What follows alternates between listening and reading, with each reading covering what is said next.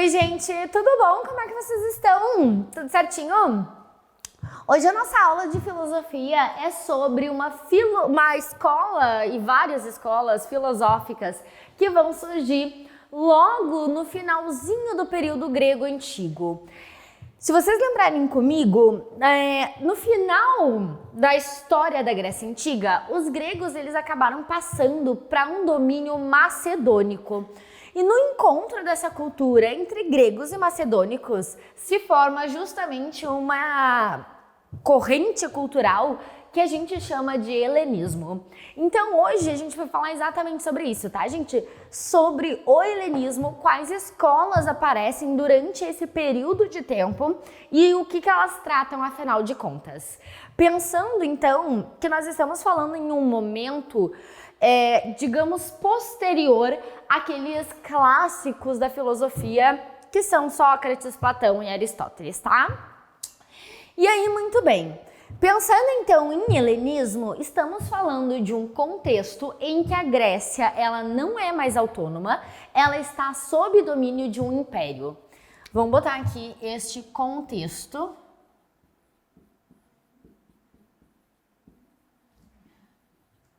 De dominação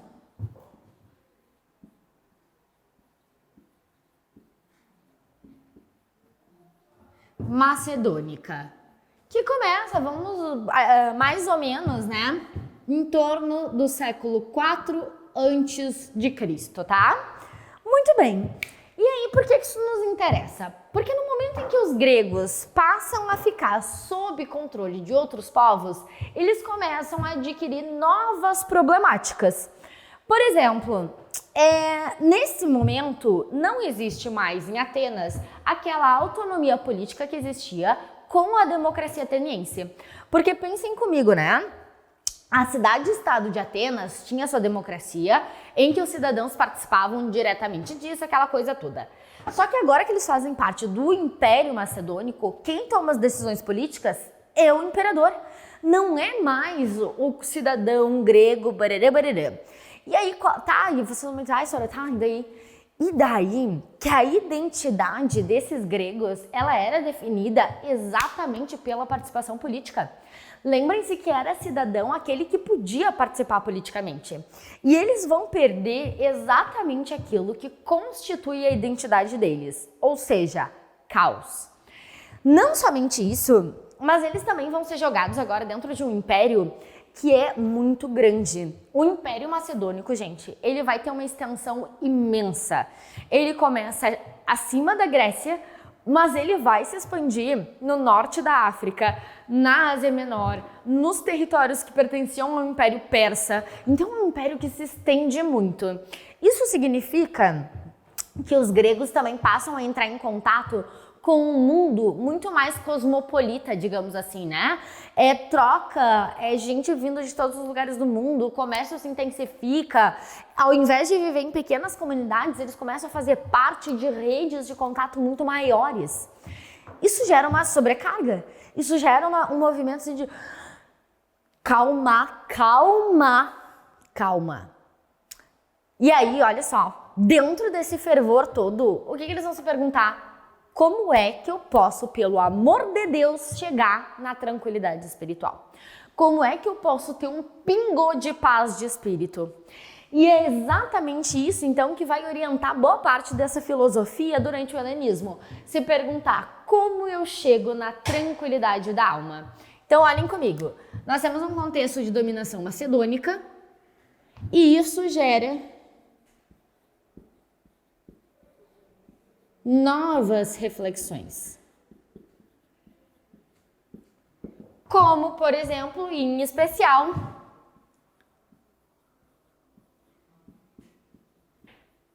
como atingir a felicidade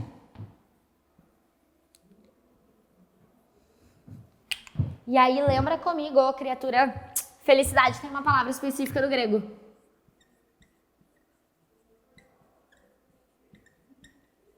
Eudaimonia.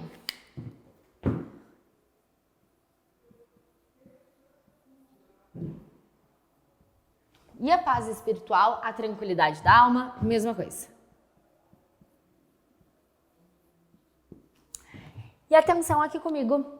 A paz espiritual, né? A paz espiritual, ela também tem um nomezinho específico que vai aparecer ao longo dessas escolas, tá? O nome específico para essa expressão aqui no grego vai ser ataraxia.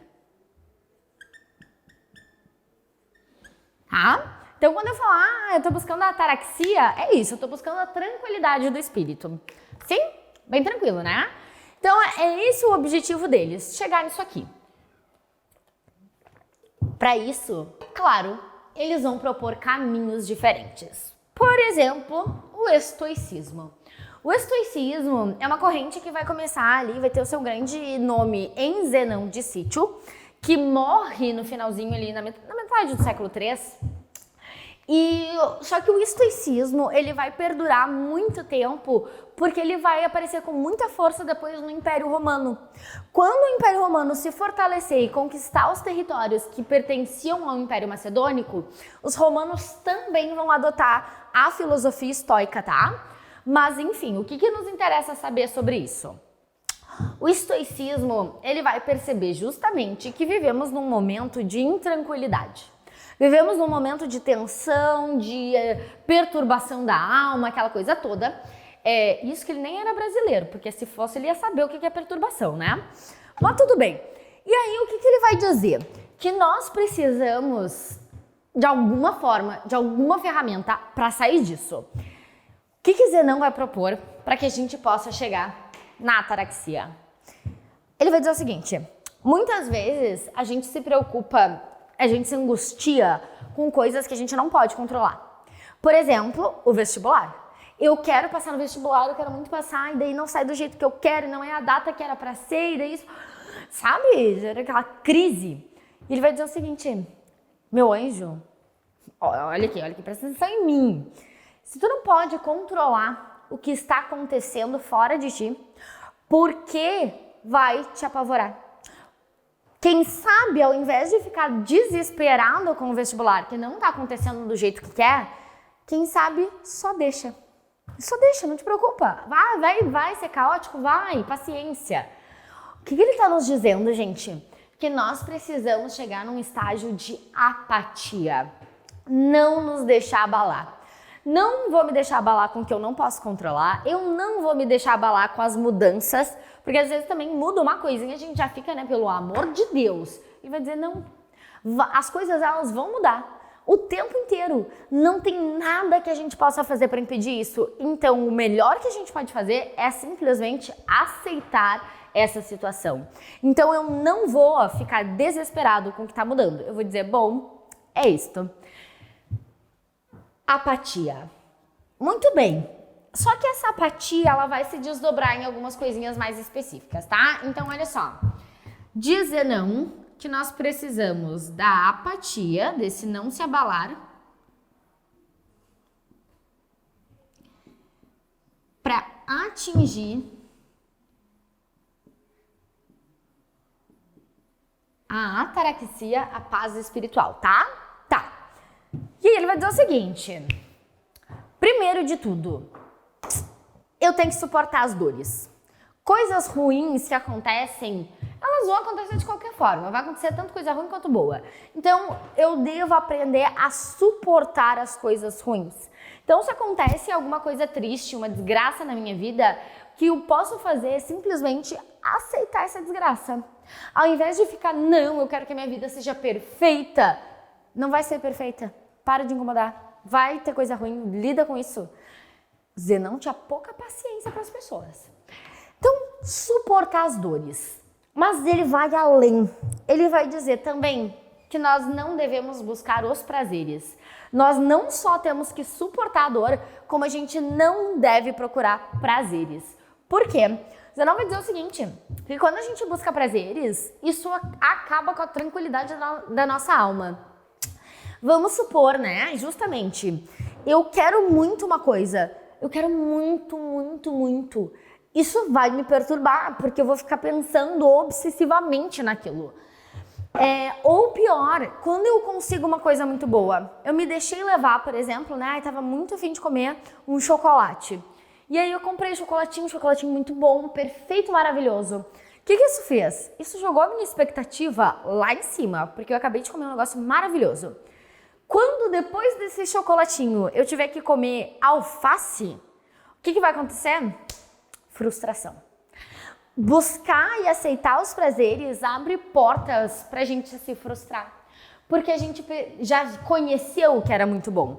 E no momento que eu conheço muito bom, eu vou sempre querer o muito bom. Mas ele não vai acontecer sempre.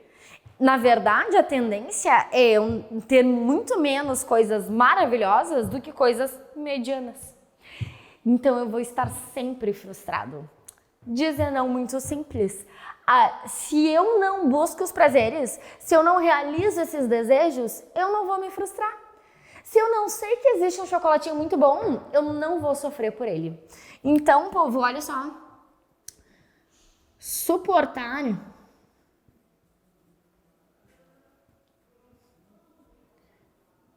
as dores, ok? E fugir dos prazeres.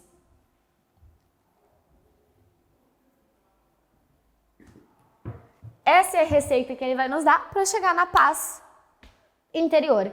Seguindo isso aqui, a gente não vai se abalar com nada nessa vida. Perfeito.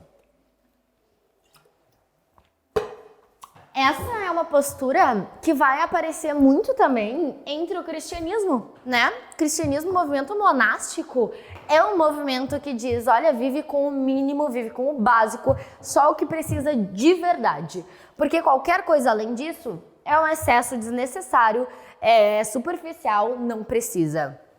Então, justamente, né, os monges, eles vão ter 20 roupas no guarda-roupa? Não, eles vão ter 2 camisolinhas ali e ó, tá ótimo, né? Então, é essa lógica do mínimo, do básico, eu não vou buscar prazer, eu não vou buscar conforto, e se tiver ruim, eu vou aguentar também, tá? E aí, vem um outro rapazinho chamado Epícoro. Epícoro vai pensar, gente, mas que exagero, menina do céu, tô passada? Porque não precisa disso não. O Epícoro, ele vai tentar ir para um caminho mais intermediário, digamos assim. Porque olha só, abandono absoluto dos prazeres, vai dormir no chão frio mesmo. O Epícoro vai dizer, talvez, mas só talvez, pensando aqui, pensando alto, né? Possa ser interessante a gente viver uma vida, tipo, confortável. Mas é uma ideia, é uma ideia. Olha só, vamos por partes. O Epícoro, ele ensinava num lugar que era chamado de o Jardim. E o Epícoro, ele tinha contato com qualquer pessoa que quisesse aprender e tal. E ele começa a perceber que existem algumas inquietações humanas que poderiam ser resolvidas com pelo menos 4 princípios. O que ele vai chamar de 4 remédios para a alma. Nós vamos chamar isso de tetrafármaco. Ou seja, 4 remédios para a alma. Quais remédios são esses, tá? O primeiro remédio, ele diz o seguinte, nós não devemos temer os deuses. Senhora, como assim? Olha só, pensando nesse contexto, as pessoas, elas moldavam, regulavam a vida delas de acordo com o que elas acreditavam em relação aos deuses, né? Então, eu faço rituais para o Deus ficar feliz comigo, eu evito fazer certas coisas porque eu não quero ser punida pelos deuses, aquela função toda. E aí o Epícoro, ele vai dizer o seguinte, não precisa. Não precisa por quê? Porque as coisas que as pessoas dizem sobre os deuses, na maior parte das vezes, elas estão erradas. Por que estão erradas, Sora? Porque os homens, seres desta pequenez, né? Porque a gente tem a audácia de achar que é importante. Mas seres humanos dessa pequenez são capazes de conhecer de verdade os deuses? Claro que não.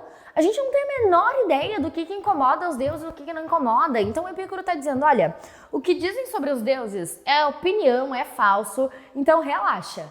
Não precisa ter medo dos deuses, porque eles não são nada disso do que as pessoas dizem que eles são. Ponto número 1.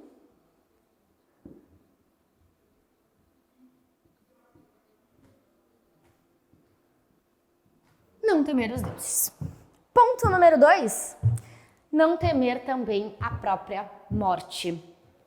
A morte é um tema muito importante para esses filósofos helenistas. Enfim, eles deviam conviver com ela diariamente, né? E os filósofos, eles vão propor várias relações, então, pensando nessa questão da morte.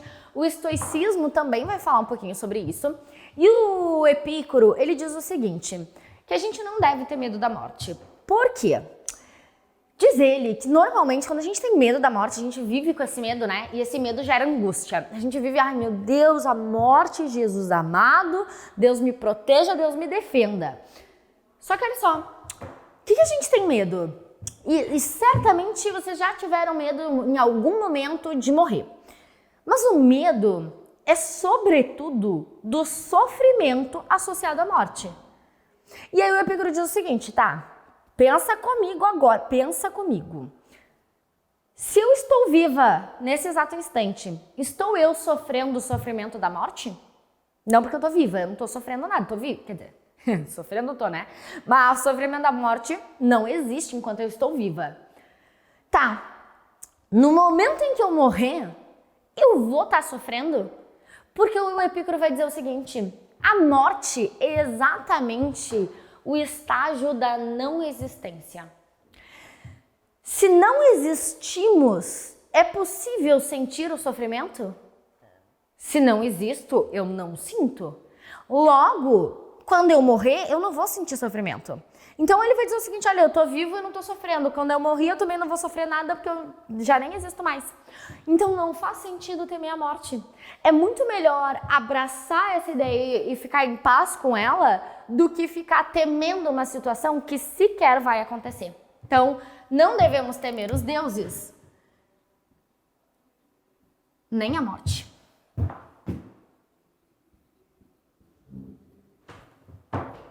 E ele vai dizer mais. Em relação aos prazeres agora, tá? O estoicismo diz que a gente tem que sofrer as dores e é isso, baixa a cabeça e vai. O Epícoro vai dizer, olha só, imagina que louco seria, a sugestão ousada, se ao invés de suportar as dores, a gente não tentasse, atenção, evitar as dores. Se para chegar na paz espiritual eu tentasse evitar coisas que me fazem mal, que loucura, né? Pois é, ele vai dizer isso. Gente, olha só, eu não preciso sofrer. Claro que se eu passar por uma situação ruim, faz parte da vida. Mas eu não preciso sempre suportar as dores. Eu posso ter o bom senso de evitar situações que me coloquem em risco, que me tragam tristeza e assim por diante. Então, se eu sei que isso vai me fazer mal, eu não vou ir. Muito simples, tá? Então, evitar as dores ao invés de aceitar elas. E aí, se eu posso evitar as dores, eu também não posso buscar os prazeres? Epícoro vai dizer que a gente pode e deve buscar prazeres, mas atenção aqui comigo. Ele não tá falando de prazeres do corpo. Ele não tá falando de prazeres tipo, então quer saber? Toma uma cervejinha aí às 9 da manhã, dá nada. Não é isso. Prazeres que ele tá falando aqui são prazeres simples.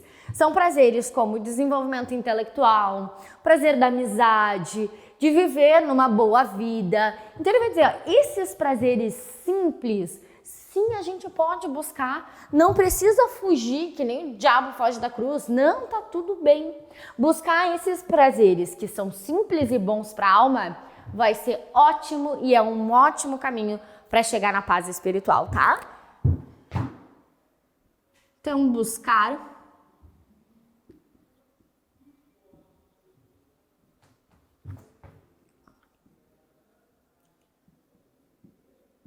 prazeres simples. E aí, com isso, fechamos os pontos principais do epicurismo e precisamos falar do nosso querido cinismo. O cinismo teve o seu grande representante num rapaz chamado Diógenes. Diógenes foi certamente o cara mais louco que já passou pela face da Terra, mas tudo bem. Qual é a lógica do cinismo, tá?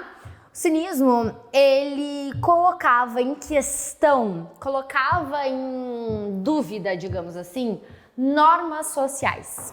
Porque nós vivemos de acordo com várias regras sociais, né? Regra de etiqueta, regra disso, regra daquilo. Tem regrinha pra tudo. Tem regra, por exemplo, pra falar. Se eu quero falar, eu preciso levantar a mão. Tem regra de como eu devo me vestir, de como eu devo comer. Não posso mastigar de boca aberta, né? Não. Então tem regras sociais pra tudo que a gente faz. E aí o Diógenes vai dizer o seguinte: ok, mas por quê? Ele vai propor, junto com os outros cinistas, a seguinte ideia: e se a gente vivesse de acordo com a nossa própria natureza? Dizem eles que é só vivendo de acordo com a nossa natureza humana que a gente é capaz de chegar na felicidade. Porque quando a gente vive de acordo com essas normas sociais, a gente está podando a nossa natureza. A gente está se transformando numa coisa que a gente não é. E quando a gente faz uma coisa que não está de acordo com quem a gente é, isso gera perturbação, é óbvio, né? Se eu sou uma pessoa, por exemplo, que, nossa, eu gosto muito de sair, gosto de ir pra festa, gosto de blá, blá, blá, e eu não posso, isso me gera angústia. Ou ao contrário, né? Eu sou uma pessoa que gosta de ficar em casa, me deixa na paz do Senhor e eu preciso sair, isso gera angústia. Então o que ele está dizendo? Viver de acordo com a sua natureza. E viver de acordo com a sua natureza, portanto, significa não viver de acordo com as convenções naturais. Sociais, perdão. Viver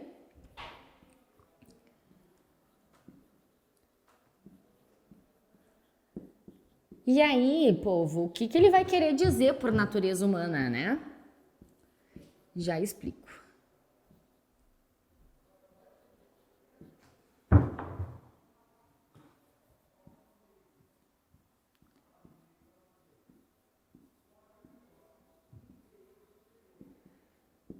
Viver de acordo com a natureza é viver só com o que é necessário para ele, tá?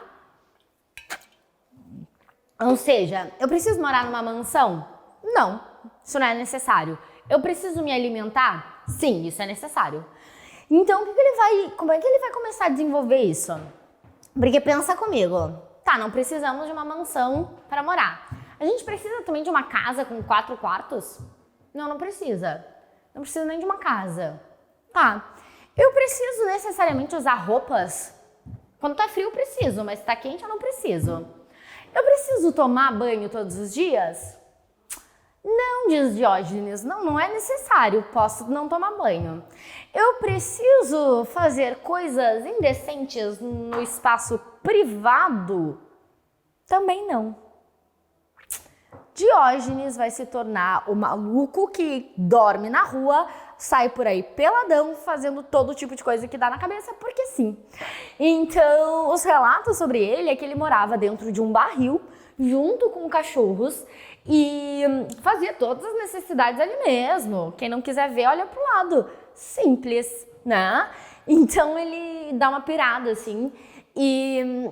Claro que a lógica dele, no fim das contas, é isso. Ele tá vivendo só com o que ele precisa. Ele precisa ali do barrilzinho pra se proteger da chuva. Ele precisa comer e fora isso, ele não precisa de mais nada. Nem de decência, tá? E o pirronismo, o que ele vai nos dizer? Porque esses três aqui estavam falando principalmente sobre comportamento, né? Evitar prazeres e lidar com a dor, buscar prazeres simples e, ok, evitar a dor, romper com as normas sociais. Só que essa corrente do ceticismo vai pensar principalmente em relação ao conhecimento. Pode aparecer também com o nome pirronismo por causa do nosso queridíssimo Pirro, tá? E o que o Pirro e os ceticistas de maneira geral vão perceber? Que existem certos conhecimentos, certos saberes que a gente não consegue saber se eles são verdadeiros ou falsos. A gente não tem como saber. Eu joguei a caneta no chão aqui. Por exemplo, tá? Tem como a gente saber o que existe em absolutamente todo o oceano? Não. Tem partes do oceano que a gente nunca conseguiu ir até lá. E aí, tá, eu não tenho como conhecer isso. Então eu posso A gente tem duas opções, né? Não posso conhecer todo o oceano. Então, opção 1, eu posso inventar o que tem ali. Eu vou dizer, tem sereia ali. Ponto. Ou eu posso só não dizer nada sobre o que eu não sei. Que ideia louca, né? Eu sei. O Pirro vai dizer o seguinte, se tem uma informação que eu não consigo julgar se ela é verdadeira ou falsa, muito simples, eu não vou julgar. Se eu não sei dizer se a expansão do universo realmente é infinita, se não é, eu não vou estabelecer nenhum juízo sobre isso. É o que ele chama, gente, de suspensão do juízo.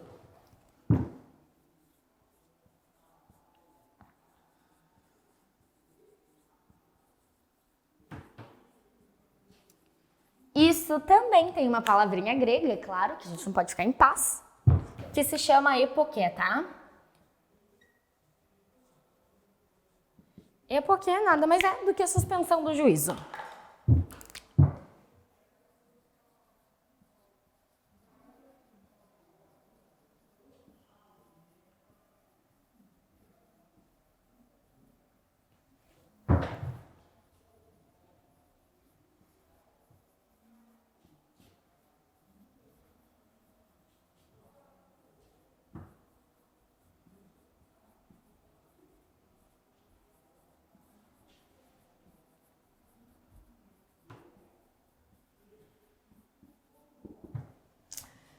Então, suspender juízo sobre aqueles saberes que a gente não pode conhecer de forma verdadeira. Se eu não posso ter certeza sobre isso, eu não vou julgar.